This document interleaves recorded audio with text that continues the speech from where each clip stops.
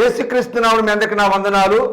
ఇది వాక్య నిమిత్తము అపోస్తల కార్యములు 20 అధ్యాయము 33వ వచనం చదువుకుందాము. ఎవని వెన్నినైనను బంగారమునైనను వస్త్రములైనను నిన్ను ఆశింపలేదు. దేవునికి స్తోత్రం. హల్లెలూయా, హల్లెలూయా, హల్లెలూయా. మన ప్రభువును ప్రియరక్షకుడైనటువంటి మన కొరకు త్వరగా మేఘవాహనుల మీద మహిమతో రాబోతున్నటువంటి నజరేయుడైన యేసుక్రీస్తు దివ్యమైన నామములో శాంతి టీవీలో ప్రసారం అవుతున్నటువంటి ఆయన హెచ్చవలసి ఉన్నది. హీ మస్ట్ ఇంక్రీజ్ అనేటువంటి అనుదిన ఆత్మీయ వాక్య వ్యాఖ్యాన కార్యక్రమ వీక్షకులైన ఆత్మీయ బంధువులైన మీ అందరికీ నా హృదయపు లోతులో నుంచి ప్రత్యేకమైన వందనాలు, శుభాలు తెలియజేస్తున్నాను. ఈ రోజుల్లో అందరూ ఇంచుమించు చాలా బిజీగా ఉంటారు. బిజీగా ఉన్న రోజుల్లో ప్రజలను డిస్టర్బ్ చేయడం కరెక్ట్ కాదు. అయినప్పటికీ కూడా మీ అమూల్యమైన సమయాన్ని దేవుని వాక్యం వినడానికి మీరు మీ అమూల్యమైన సమయాన్ని కేటాయించారు. అందుకొరకు I'm so grateful to you, I'm so thankful to you. మీకు కృతజ్ఞతలు, మీకు అభినందనలు తెలియజేస్తున్నాను. రండి, కొన్ని నిమిషాలు, ఇంకొక 26 లేదా 27 నిమిషాలు మనం ఈ ప్రోగ్రాంలో గడుపుతాం. తర్వాత మనం విడిపోతాం. మరలా ప్రభు చిత్తమైతే రేపు ఉదయకాలం కలుసుకుంటాం. ప్రభు కృపను బట్టి ఈ సంవత్సరంలో 6 నెలలు పూర్తి చేసుకొని 7వ నెలలో ప్రవేశించడానికి ప్రభు మనకు సాయం చేశాడు. 6 నెలలు మనకు ప్రభు సాయం చేశాడు. 2024వ సంవత్సరంలో జనవరి నెలంతా వినిపించినటువంటి, జనవరి నెల ఆరంభంలో వినిపించినట్లుగా happy new year, wish happy new year అని నూతన సంవత్సర శుభాకాంక్షలు అని చెప్పబడిన మాటలు ఇంకా మన చెవుల్లో వినబడుతూ ఉండగానే అప్పుడే 6 నెలలు గడిచిపోయాయి. ఫస్ట్ హాఫ్ అయిపోయింది. ఈ సంవత్సరం యొక్క సెకండ్ ఇన్నింగ్స్ మనం ఆరంభించాం. జూలై నెల 7వ నెల. 7వ నెల అంటే ప్రత్యేకమైన నెల అండి అని 7 ప్రత్యేకమైన లేదా పరిపూర్ణమైన సంఖ్య అని ఇలా మన వాళ్ళు బైబిల్ పండితులు చెప్తుంటారు. 4వ నెలలోనూ, 5వ నెలలోనూ, 7వ నెలలోనూ, 10వ నెలలోనూ జరిగేటువంటి యూదుల యొక్క ఉపవాస దినాలు అవి ప్రతిష్ఠితమైనటువంటి పండగలని, అవి మనోహరములైనటువంటి పండగలని లేఖనాల్లో రాయబడింది జకర్యా గ్రంథం 8వ అధ్యాయంలో. కాబట్టి మనం ఆలోచిస్తున్న విషయం ఏంటంటే, నూతనమైన నెల మనం దేవుని స్తుతించాలి. కాబట్టి ఈ ఒక్కరోజు స్తుతిస్తే చాలని కాదు దాని అర్థం. కొంతమంది ఈ ఒకరోజు స్తుతించి లేదా సంవత్సరం అంతా కాపాడిన దానికి డిసెంబర్ 31 రాత్రి వచ్చి కాసేపు కూర్చొని ఈ కొత్త నెల వచ్చింది కదని కొత్త వాగ్దానం కోసం ఎదురు చూసేవాళ్ళు వాళ్ళ మనసులో వచ్చినట్టే ఒక దేవుని వాక్యాన్ని గుర్తు చేసుకొని ఇది ఈ సంవత్సరానికి ఈ నెలకు వాగ్దానం అని చెప్పుకోవడం. వాగ్దానాలన్నీ మనకే. దేవ స్వభావములో పాలివారవునట్లు దేవుడు మనకు వాగ్దానములు, అమూల్యమైన వాగ్దానాలు అనుగ్రహించాడని లేఖనాలు రాయబడింది.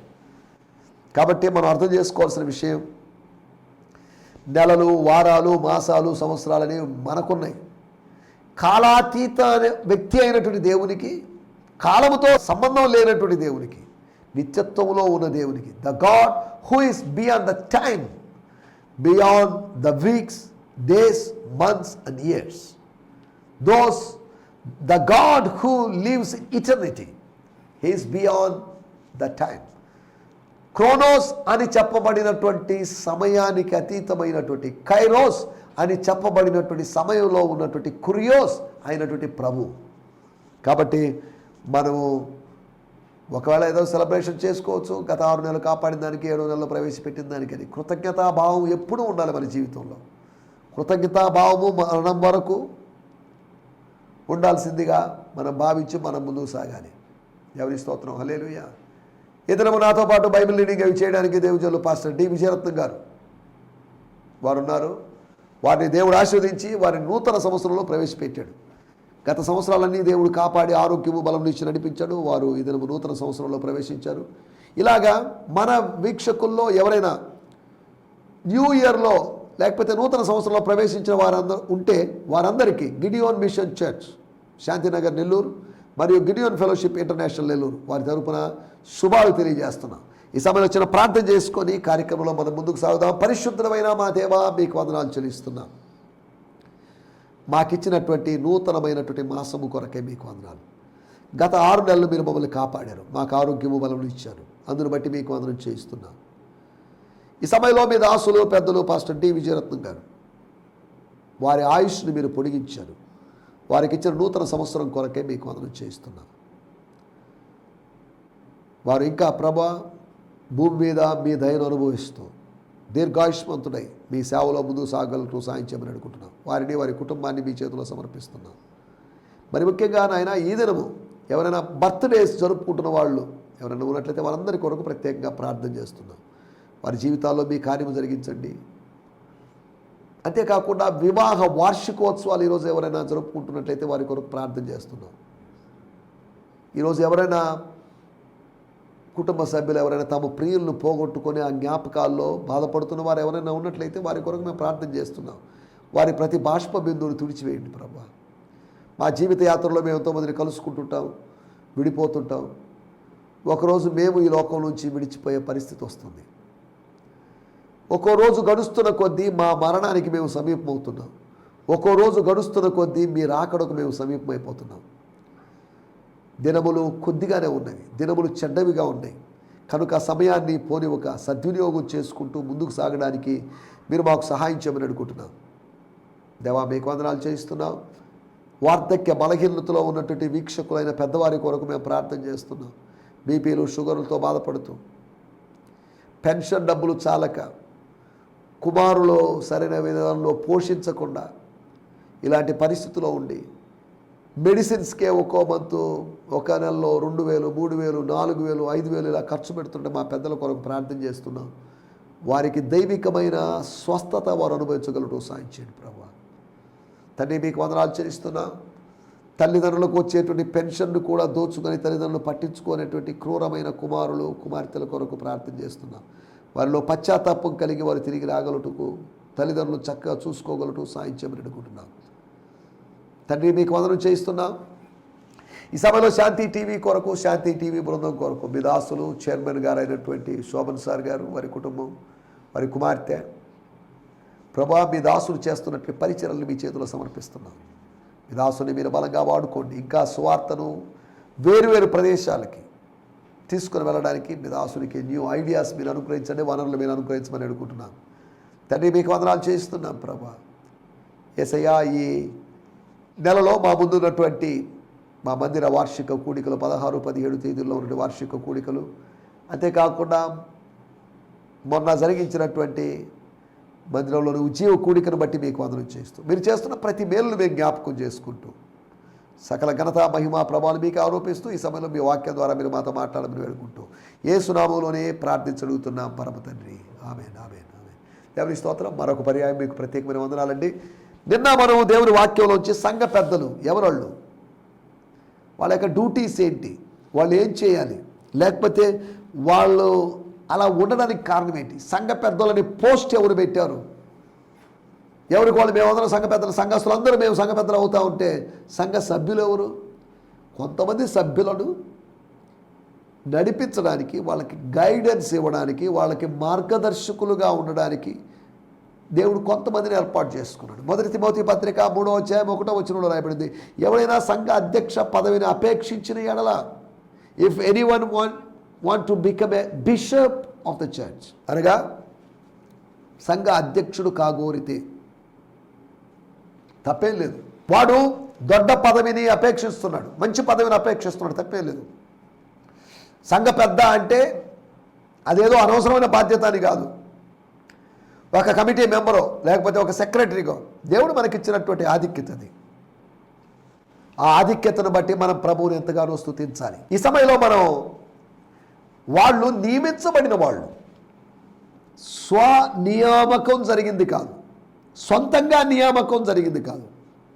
స్వర్గములోని దేవుడు మిమ్మను దేవుని సంఘమును కాయుటకు మిమ్మను అధ్యక్షులుగా నియమించింది పరిశుద్ధాత్ముడే.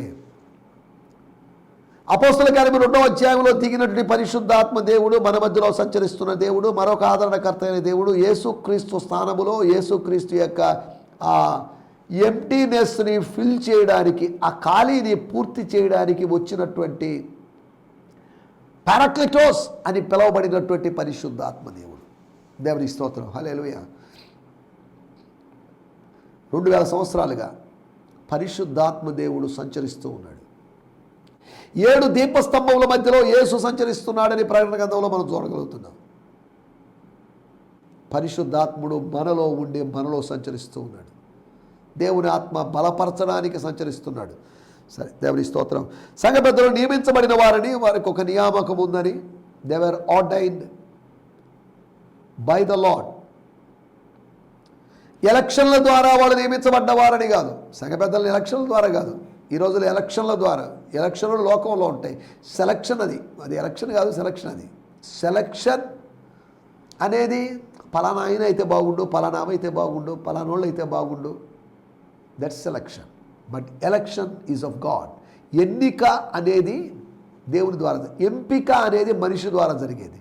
ఎన్నికకు ఎంపికకు తేడా ఉంది. ఎన్నిక అంటే ఎలక్షన్, ఎంపిక అంటే ఇట్స్ అ చాయిస్. ఆప్షన్స్ ఇచ్చారు, 4 ఆప్షన్స్, వాటిలో ఏదో ఒకటి కరెక్ట్ కావచ్చు, వాటిలో ఏదో ఒకటి పెట్టడం, అటువంటిది అన్నమాట. రెండోది, వాళ్ళని నేను ప్రభు చేతికి అప్పగిస్తున్నాను, కృపావాక్యమునకు అప్పగిస్తున్నాను. రక్షణ వాక్యము, కృపావాక్యము, ఇలాగా వేరు విధాలుగా విశ్వాస వాక్యమని వాక్యాల గురించి చెప్పబడింది. వారిని కృపావాక్యమునకు అప్పగించుతున్నాను. 2 కొరింథీ పత్రిక 11వ అధ్యాయంలో మనం గమనించినట్లయితే, నేను ఒక పరిశుద్ధమైన కన్యకగా ప్రదానము చేయబడడం కోసం నేను అప్పగించున్నాను అని పౌలు గారు సంఘాన్ని ఉద్దేశించి చెప్పాడు. కొరింథీ సంఘాన్ని, సంఘ సభ్యులని ప్రభు చేతికి అప్పగించాడు. అంతేకాకుండా ఎఫెసీ సంఘ పెద్దలని ప్రభు చేతికి అప్పగించాడు. వాళ్ళు ఆల్రెడీ వాళ్ళని వాళ్ళు అప్పగించుకున్న వాళ్ళు ఉన్నారు. ఇప్పుడు ఇతను లేదా ఈయన వారిని ప్రభు చేతికి అప్పగించాడు. రీడెడికేషన్, పునఃప్రతిష్ఠ అని చెప్పుకున్నాం. మూడోది, వాక్యమందు ప్రయాసపడే వారిని. వాక్యమందు ప్రయాసపడాలి. వాక్యమందు ప్రయాసపడితే రెట్టింపు సన్మానానికి, డబుల్ ఆనర్కి వాళ్ళు యోగ్యులుగా మారుతారు. దేవుని స్తోత్రం, హల్లెలూయా. రెండంతలుగా దేవుడు దీవించాడు. రెట్టింపు సన్మానానికి యోగ్యులుగా మనం భావించబడాలి. దేవుని స్తోత్రం, హల్లెలూయా. తర్వాత మనం ఆలోచించిన విషయం సంఘ పెద్దల గురించి, వాళ్ళు మాదిరిగా ఉండడానికి పిలువబడిన వాళ్ళు. మాదిరిగా ఉండాలండి. ఒక మాదిరి లేకపోతే వాళ్ళని ఫాలో అయ్యే అవకాశం లేదు. ఫాలో మీ అన్నారు యేసు ప్రభు. శిష్యులారా నన్ను వెంబడించండి అన్నాడు. కానీ నాకు దారి తెలియదే, నేను ఎక్కడికి వెళ్ళాలబ్బా అని ఫాలో మీ అన్నవాడికి ముందున్న దారి ఎరిగిన వాడే ఉండాలి. తన ముందున్నటువంటి రహదారి, తన ముందున్నటువంటి గమ్యాన్ని ఎరిగిన వాడే ఉండాలి. గమ్యం ఎరగని వాడు ఒక వ్యక్తిని గమనములోకి తీసుకొని రాలేడు. గమ్యం ఎరిగితేనే మనం గమనాన్ని సాగిస్తాం. దేవుని స్తోత్రం. 4వది, మాదిరిగా ఉండవలసిన వాళ్ళు. అంటే సంఘములో పెద్దలు మాత్రమే మాదిరిగా ఉండాలి, కాపరి మాదిరిగా ఉండాల్సిన అవసరం లేదా? కాపరి కూడా పెద్దే, పెద్దతో సమానమే. అపోస్తలుడైన పేతురు అన్నాడు, మీ తోటి పెద్దని అని అన్నాడు. తను అపోస్తలుడు, కానీ అపోస్తలుడు అని చెప్పుకోకుండా తోటి పెద్దనని చెప్పాడు. అనగా లీడర్షిప్ పొజిషన్ అది. మందను జాగ్రత్తగా కాయాలి. మందకు ప్రభువులమైనట్టు కాదు, మందకు ఏమీ కానట్టుగా కాదు. మందకు ప్రభువులం కాదు, కానీ మంద విషయములో కాయడానికి బాధ్యత అప్పగించబడిన వాళ్ళం. తోటను కాయడానికి, తోటను సేద్యపరచడానికి అని ఆదాము అవ్వలకు బాధ్యత అప్పగించినట్లుగా దేవుని సంఘము అనేటువంటి తోట, ఉద్యానవనాన్ని కాయడానికి దేవుడు మనల్ని నియమించాడు అనే సంగతిని మనం మర్చిపోకూడదు. దేవుని స్తోత్రం, హల్లెలూయా. రండి, ఈ సమయంలో మన దేవుని వాక్యాన్ని ధ్యానించుకుందాం. మన ధ్యానం నిమిత్తమై అపోస్తుల కార్యములు 20వ అధ్యాయము 33వ వచనం. ప్రభు కృపను బట్టి అపోస్తుల కార్యములు 20వ అధ్యాయంలో 40కి పైగా సందేశాలు ఇవ్వడానికి ప్రభు సాయం చేశాడు. ఏదైనా ఇంకా 1-2 ఎపిసోడ్లతో అపోస్తుల కార్యములు మనం 20వ అధ్యాయం ముగించుకొని 21వ అధ్యాయంలోకి వెళ్ళబోతున్నాం. అపోస్తుల కార్యములు 20వ అధ్యాయము 33 మన మూల వాక్యం. దేవుని స్తోత్రం. ఈయనేమో ఆశించినట్లు వాళ్ళు అనుకుంటున్నారేమో. పౌలు గారు చెప్తున్నట్టు మాట, ఎవరి వెండినైనా, మీ వెండినైనా, ఇతరుల వెండినైనా, పెద్దల వెండినైనా, విశ్వాసుల వెండినైనా, బంగారములైనను వస్త్రములైనను, అనగా ఇంకా చెప్పాలంటే వెండి బంగారం అంటే డబ్బును, నేనెవరు డబ్బు ఆశించలేదండి. నేను ఎవరి దగ్గర నుంచి ఏమీ ఆశించలేదు. I don't expect anything from anyone. ఈ మాట చెప్పిన మాట చూడండి. ఏమయ్యా ఆ రోజు బాబు నా దగ్గర నుంచి మళ్ళీ ఆశించావు కదా అని అన్నవాళ్ళు లేరు. నువ్వు చెప్పింది కరెక్టే, నువ్వు ఎవరి దగ్గర ఏమీ ఆశించలేదు, దట్స్ కరెక్ట్, మేము అగ్రీ అవుతున్నాం అన్నట్టుగా వాళ్ళు ఏకీభవించారు. వాడుక భాషలో కూడా మనం చదువుకుందాం. దానికి ముందుగా నేను బ్రియాన్ సిమ్మన్స్ గారి తర్జుమాలోంచి 20వ అధ్యాయము 33వ వచనం నేను చదవబోతున్నాను. I have not been after your money or any of your positions, silver, gold or fine apparel అని రాయబడింది ఫుట్ నోట్లో. అనగా నేను ఎవరి ధనము వెనకాలని, మీరు సంపాదించుకుంటున్నారు, తింటున్నారు, మమ్మల్ని విడిచి మీరు రాజులైతేరా సంతోషమే అన్నాడు. మీరు సంపాదించుకోండి, మీరు ఉద్యోగం, మీ సతీమణి ఉద్యోగం, మీ పిల్లల ఉద్యోగం బాగా సంపాదించుకోండి, బాగా తినండి, తాగండి, మంచి ఇళ్లలో ఉండండి, సరంబి వేసిన ఇళ్లలో ఉండండి, సంఘాన్ని పట్టించుకోకుండా ఉండండి. మందిరము మూలబడినా కానీ, మందిరం మూతపడుతున్నా పట్టించుకోకుండా ఉన్నారేంటి అని హగ్గయ్య ప్రశ్నించినట్టుగా కాక, నాకెందుకండి మీ డబ్బు, మీ డబ్బు కాదు, మీ వెండి కాదు, మీ బంగారం కాదు, మిమ్మల్ని ఆశిస్తున్నాను. I desire you, I want you, I don't want your money. మీ వెండినైనను బంగారమైన అనగా I have not been after your money or any your, మీ మనీ విషయమే కాకుండా మీ వస్తువులు కావచ్చు, మీరు సంపాదించుకున్న కావచ్చు, మీ సంపాద్యమైన వాటి మీద దేని మీద నేను మనసు పెట్టలేదు. మీ ఆత్మల గురించి ఆలోచించాను కానీ మీ ఆదాయం గురించి మీరు ఎంత సంపాదిస్తారండి, మీ నెల ఆదాయం ఎంత, సంవత్సర ఆదాయం ఎంత అని నేను ఆలోచించడం లేదు. అవి నాకు అనవసరం. దేవుడు మిమ్మల్ని పోషిస్తున్నాడు. మీకు ఉద్యోగాల ద్వారా లేదా మీకు వేరే విధంగా రెంట్స్ రావచ్చు, బిజినెస్లో ఇన్కమ్ కావచ్చు, ఇంకేదైనా కావచ్చు, దేవుడు మిమ్మల్ని పోషిస్తున్నాడు. కానీ ఐ నెవర్ ఎక్స్పెక్ట్ ఎనీథింగ్. దేవుడు నాకు వెండి ఇవ్వాలని నేను కోరుకోలేదు, బంగారం ఇవ్వాలని కోరుకోలేదు, కానీ దేవుడు నాకు అన్ని నా అవసరాలు తీర్చాడు అని పౌలు గారు చెప్తున్న సందర్భం వాడుక భాషలో కూడా చదువుకుందాం. వెండి బంగారాలు కానీ మంచి దుస్తులు కానీ ఆశించలేదు. మీ నుండి వెండి బంగారాలు కానీ మంచి దుస్తులు కానీ నేను ఆశించడం తప్పేం లేదు. కారణం ఏంటంటే మీ మధ్యలో పరిచయం చేసినప్పుడు, మీ మధ్యలో విత్తినప్పుడు కోసుకోవడంలో తప్పే ఉంది. మందను కాసినప్పుడు మంద పాలు తాగితే తప్పే ఉంది. తోటను వేసి లేకపోతే తోటను నాటుకొని తోటను పెంచుకున్న తర్వాత అక్కడ ఉన్న ఫలములు భుజించలో తప్పే ఉంది. అతను తిన్నాడండి పండ్లు, ద్రాక్ష పండ్లు తిన్నాడు, యాపిల్ పండ్లు తిన్నాడు అని అనడంలో అవును, అతను విత్తాడు, అతను కోసుకున్నాడు. తన యొక్క క్యారెక్టర్ ఎటువంటిదో చెప్తున్నాడు, తన యొక్క డెడికేషన్ ఎటువంటిదో చెప్తున్నాడు. నాకెన్నో అవసరాలు ఉన్నాయి, వెండి కావాలనిపించింది, మిమ్మల్ని అడగాలనిపించింది, పలాని వస్తువు అయినా వాళ్ళని అడిగితే వాళ్ళ ముందు మనం చులకనైపోతాం, చీప్ అయిపోతాము అని భావించి no I don't want your money or anything. దేవుని స్తోత్రం. పౌలు యొక్క సమర్పణ మనం గుర్తు చేసుకుంటున్నప్పుడు సిరియా దేశపు వాడైనటువంటి నయమాను యొక్క వెండిని ఆశించినటువంటి, నయమాను యొక్క దుస్తులను ఆశించినటువంటి ఒక కట్టు కథ అల్లి సార్.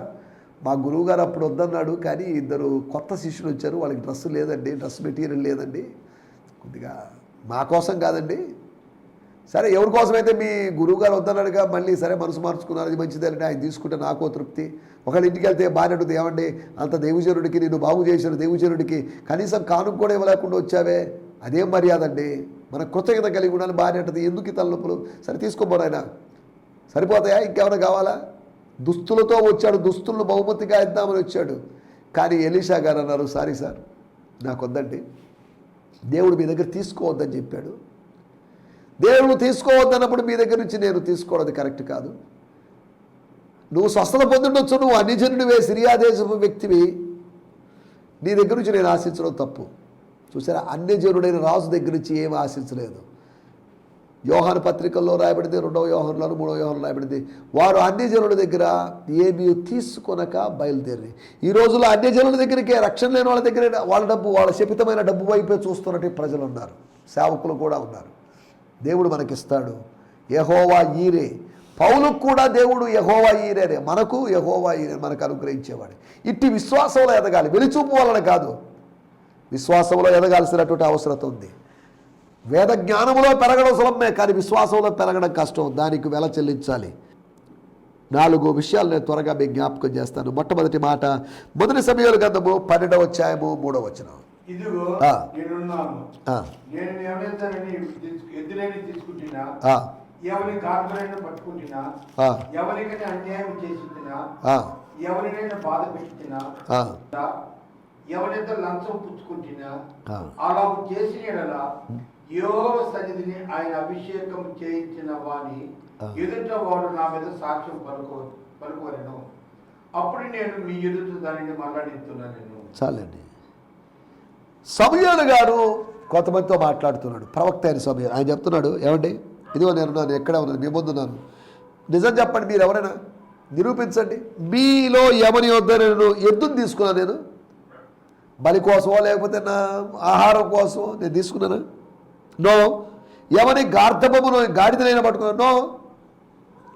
ఎవరికైనా అన్యాయం చేశారా? పోనీయండి, నేను ఇప్పుడు పెద్దోడు అయిపోయాను, ముసలో, నేను దేవుని సన్నిధిలో ఉన్నాను, నేను దేవుని సన్నిధిలో ఉండాలి, నిత్యత్వంలోకి వెళ్ళాలి, ఆయన ఎదురు నిలబడాలి, నేను దోషిగా ఉండాలి, మిమ్మల్ని మోసం చేస్తే నేను దేవుని సన్నిధికి వెళ్ళలేను. ఎవరైనా బాధ పెట్టినా, న్యాయము నాకు అరువు పడకుండా ఎవరి యొద్దైనా లంచం పుచ్చుకున్నారా? ఎవరైనా లంచమే తీసుకున్నారా? లేదు సార్. అదేంటి సార్, మీరు ఒక న్యాయాధిపతిగా మీరు లంచం పుచ్చుకోకుండా మీరు చేశారు. తర్వాత వాళ్ళందరూ ప్రజలందరూ అన్నమాట, నీవు మాకు ఏ అన్యాయమైనను ఏ బాధనైనను చేయలేదు, ఏ మనిషిని యొద్ద కానీ నీవు దేనినైనను తీసుకొనలేదని వారు చెప్పగా. చూసారా, దేవుజనుడు ఎంత మంచి సాక్ష్యం కలిగి ఉన్నాడు. మా వస్తువులు దోచుకున్నాడండి, మా ధనాన్ని దోచుకునేటువంటి దేవుని సేవకులు ఉన్నారు, విశ్వాసుల యొక్క ధనాన్ని దోచుకునేవాళ్ళు. ఎంత విచారకరం. సమూయేలు యొక్క సమర్పణ చూడండి. పౌలు గురించి మనం మాట్లాడుకున్నాం, చదువుకున్నాం మూలవాక్యంలో. ఎప్పుడో కొన్ని వేల సంవత్సరాలు కొన్ని మినిస్టీరియల్ ఎథిక్స్కు కట్టుబడినటువంటి కమిట్ అయిపోయినటువంటి సమూయేలు, వద్దండి, మీ దగ్గర నుంచి మీకు ఇచ్చింది మీది, నాకు ఇచ్చింది నాది, మీది నాకు అవసరం లేదు, నాది అవసరమైతే నాదే నేను మీకు ఇస్తాను, ఎందుకంటే నేను సేవకుడిని, నేను ఆత్మీయ తండ్రిని కాబట్టి నేను మీకోసం ఇవ్వాలి, కానీ మీరు నా కోసం ఇవ్వడం కాదు. ఒకవేళ మీరు ప్రేరేపించబడేదని ఇచ్చారు, నేను అడగకుండానే మీరు ఇచ్చారా, దేవునికి స్తోత్రం. మీరు ఇస్తేనే తీసుకోకుండా ఉండలేను, మీరు ఇవ్వాలి, మీ ప్రేమను నేను రిజెక్ట్ చేయకూడదు. కానీ మీ దగ్గర నేను ఎవరిని నేను బాధ పెట్టింది లేదు, అన్యాయం చేసింది లేదు. వాళ్ళందరూ చెప్పారు, అవును sir, you are correct sir, మంచి నాయకుడు సార్. ఒత్నియేలు మొదలుకొని మాకున్నటువంటి న్యాయాధిపతులందరిలో నువ్వే బెస్ట్ అని మాకు అనిపిస్తుందండి. న్యాయాధిపతుల గ్రంథంలో ఉన్నటువంటి న్యాయాధిపతుల కన్నా you are the best judge. Thank you sir, దేవుడు మిమ్మల్ని మాకు ఇచ్చినందుకు మీకు వందనాలండి, దేవునికి వందనాలండి అని చెప్పినట్టుగా వాళ్ళు ప్రవర్తించారు. ఒకటి సమూయేలులాగా సమర్పణ కలిగిన వాళ్ళుగా. రెండో విషయం నేను మీకు జ్ఞాపకం చేస్తాను. యోబు గ్రంథము 22వ అధ్యాయం 24 మరియు 25 వచనాలు. యోబు గ్రంథములో 22వ అధ్యాయము. యోబు గ్రంథం అనగానే ఇవంతా డిస్కోర్సెస్ అనగా డిబేట్స్ లాగా సాగుతుంది స్నేహితులకి యోబుకి మధ్యలో. 22వ అధ్యాయంలో 24 మరియు 25 వచనాలు. అప్పుడు సర్వశక్తుడు నీకు అప్పగిందిగాను ప్రశస్తమైన వెండిగాను ఉండును. 22వ అధ్యాయం 1వ వచనంలో రాయబడి, తేమానీయుడైన ఎలీఫజు చెప్పిన మాటలు ఇలాగూ ప్రత్యుత్తరం ఇచ్చాడు. దాంట్లో భాగంగా ఆయన ఇలా చెప్తున్నాడు, అయ్యో సహోదరుడా, నా స్నేహితుడా, మట్టిలో నీ బంగారాన్ని భారీ, ఏటి రాళ్ళలో ఓఫీరు సువర్ణాన్ని భారీ, బంగారాన్ని భారీ. ఇదేంటి బంగారాన్ని భారేమని చెప్పడం? బాగలేక మనిషి బాధపడుతుంటే బంగారాన్ని భారీ, వెండిని భారేయమంటాడేంటి? బంగారం మీద నీకు మోజుందేమో, వెండి మీద నీకు వ్యామోహం ఉందేమో. వెండి బంగారాలు కాదు నిన్ను విమోచించేది, రక్షించేది. అప్పుడు సర్వశక్తుడైన దేవుడు, యెహోవా దేవుడు, తండ్రి అని దేవుడు నీకు అపరంజిగాను ప్రశస్తమైన వెండిగాను ఉంటాడు. దేవుడు వెండిగా ఉండాలి. దేవుడు వెండి అని కాదు, దేవుడు వెండి అనే లోహం, సిల్వర్ అనేటువంటి మెటల్ కాదు. ఆయన దేవుడు గోల్డ్ అనేటువంటి మెటల్ కాదు. దేవుడు లోహాతీతుడు, లోహము. ఆయన లోహములో ఉన్నవాడు కాదు, లోహం మీద మోహం కలిగిన వాడు కాదు. వెండి బంగారములు నావే అన్నాడు. సర్వశక్తుడు నీకు అపరంజిగాను. ఎలీఫజు చెప్తున్నమాట, ఏమండి ఒకవేళ బంగారం మీద వస్తువుల మీద వ్యామోహం ఉందేమో, సర్వశక్తుడు నీకు వెండిగా ఉండాలి, ప్రశస్తమైనటి వెండిగా ఉండాలి. దేవుడు మనకు బంగారం, మా ఆయన బంగారం, మా కొడుకు బంగారం, నా బిడ్డల బంగారం అని అంటారు, మంచిదే. నా దేవుడు బంగారం అని అనేవాళ్ళు ఎంతమంది ఉన్నారు? దేవుడు బంగారమే. బంగారు లోకములో ఉండేటువంటి భగవంతుడు బంగారు లాంటి వాడే, కల్తీ లేని ప్యూర్ గోల్డ్ ఆయన. మనం కల్తీ కలిగినటువంటి మిశ్రిత లోహాలు లాంటి వాళ్ళం, కానీ ఆయన ఏమాత్రం కల్తీ లేనివాడు. ఎలీఫజు చెప్తున్న మాట ఏమంటే, ఒక ప్రిన్సిపల్ నేను గమనించిన విషయం నా జీవితంలో కూడా నేను పారవేశాను, వెండిని పారవేశాను, బంగారాన్ని పారవేశాను. ఇప్పుడు దేవుడే నాకు వెండి, దేవుడే నాకు బంగారం, దేవుడే నాకు ముఖ్యం, దేవుడే నాకు అమూల్యం. మూడో విషయాన్ని నేను మీకు జ్ఞాపకం చేస్తాను. అపోస్తుల కార్యములు 3వ అధ్యాయము 6వ వచనంలో మనకందరికీ తెలిసిన విధంగా, నాకు కలిగినదే నీకు ఇస్తున్నాను. ఓ సహోదరుడా, వెండి బంగారం నా దగ్గర లేవండి, యేసుక్రీస్తు నామమున నడవమని చెప్పి. చాలండి, వెండి బంగారాలు నా దగ్గర లేవు. వాళ్ళు వెండి బంగారాలను తీసుకొని వచ్చి తమ స్థిరాస్తులను ప్రభు సన్నిధిలోకి ఇచ్చి అపోస్తుల పాదాల దగ్గర పెట్టి దేవుని మహిమపరిచారని రాయబడుతుంటే మా దగ్గర లేవని అంటున్నాడంటే, అది ఉంది, అది మాది కాదు, ఇట్స్ ఎ కామన్ ప్రాపర్టీ. అది ఒకప్పుడు ఒక వ్యక్తికి సంబంధించింది, ఇప్పుడు ఒక వ్యవస్థకు సంబంధించింది. అది నాది అని నేను భావించుకోను. ప్రజాధనాన్ని దుర్వినియోగం చేసుకునే రాజకీయ నాయకులు ఉన్నటువంటి రోజుల్లో దేవుని సేవకుడు ప్రభు ధనాన్ని సద్వినియోగం చేసుకోవాలి. అపోస్తుల కార్యములు 8వ అధ్యాయం 20వ వచనంలో మనం గమనించినట్లయితే అక్కడ ఒక వ్యక్తి ఆఫర్ చేస్తున్నాడు, వెండిని ఇస్తున్నాడు, ద్రవ్యాన్ని ఇస్తున్నాడు. అప్పుడు అందుకు పేతురు, నీవు నీ ద్రవ్యమిచ్చి దేవుని వరం సంపాదించుకుందునని తలంచుకున్నదన్న నీ వెండి నీతో కూడా. ఎంతకాలము ఫిలిప్ పాస్టర్ గారితో ఉండేదేనా నువ్వు నేర్చుకుంది? నువ్వు డబ్బులిచ్చి దేవుని వరాన్ని పొందుకోవాలనుకుంటావా? మాకు దేవుడిచ్చింది వరం ఉచితంగా ఇచ్చాడు, అటువంటిప్పుడు దేవుడు ఉచితంగా ఇచ్చిన వరాన్ని నీకు మేము ఇస్తామని చెప్పి నీ దగ్గర డబ్బు తీసుకోవడం. అతడు ద్రవ్యం ఇచ్చాడు, ద్రవ్యం వారి ఎదుట ద్రవ్యాన్ని పెట్టాడు అని రాయబడింది 19వ వచనంలో. కానీ 20వ వచనంలో అంటాడు, నీ వెండి నీతో, వెండి నాణ్యములు, వెండి కాసులు, సిల్వర్ కాయిన్స్ పెట్టాడు. నో, సారీ అండి, అరే మినిస్ట్రీకి అవసరమే, నేను తిరిగి యెరూషలేముకి వెళ్ళాలి, డబ్బు అవసరం కదా అని పేతురు భావించలేదు. పేతురు యొక్క సమర్పణ చూడండి, ఒకటి ఎలీఫజు యొక్క సమర్పణ, రెండవది సమూయేలు సమర్పణ, మూడవది పేతురు యొక్క సమర్పణ. 4వదిగా 20వ అధ్యాయంలో 33వ వచనంలో మనం చదువుకున్న మూలవాక్యం, నేను ఎవరి దగ్గర నుంచి ఏది ఆశించలేదు, దేవుడు నాకు ఇవ్వాలి. మనిషి దగ్గర నుంచి ఆశిస్తే 10వ 12వ ఇస్తాడు, పబ్లిసిటీ విస్తారంగా అయితే నేను వాళ్ళకి అంత ఇచ్చాను, ఇంత ఇచ్చానని, నేనే డెవలప్ చేశాను, నేనే పెంచాను, నేను ఆదుకున్నాను అంటారు. కానీ దేవుడు మనకు సమృద్ధిగా ఇస్తాడు. అడుగు వాటన్నిటికంటూ ఊహించు వాటన్నిటికంటూ ఆయన అత్యధికముగా అనుగ్రహించే దేవుడు కనుక మనుషులు ఇస్తారని కాకుండా దేవుడు ఇస్తారని సమర్పణ అనుభవం కలిగి మనం ముందుకు సాగడానికి ప్రభు మనకు సహాయం చేయనుగాక. ఆమేన్, హల్లెలూయా, హల్లెలూయా. మీ అందరికీ వందనాలండి. ఈ సందేశము మీకు ఆశీర్వాదకరంగా ఉందని నమ్ముచున్నాము. ప్రార్థనా అవసరతల కొరకు మమ్మల్ని సంప్రదించవలసిన మా చిరునామా గిద్యోన్ మిషన్ చర్చ్, 6వ వీధి, శాంతినగర్, నెల్లూరు 4, ఆంధ్రప్రదేశ్. పిన్ 524004. మా ఫోన్ నంబర్లు 7036443613 మరి ఒక నంబర్ 9392293010. మా ఈమెయిల్ ఐడి gfihmi2015@gmail.com. దేవుడు మిమ్మును ఆశీర్వదించునుగాక. ఆమేన్.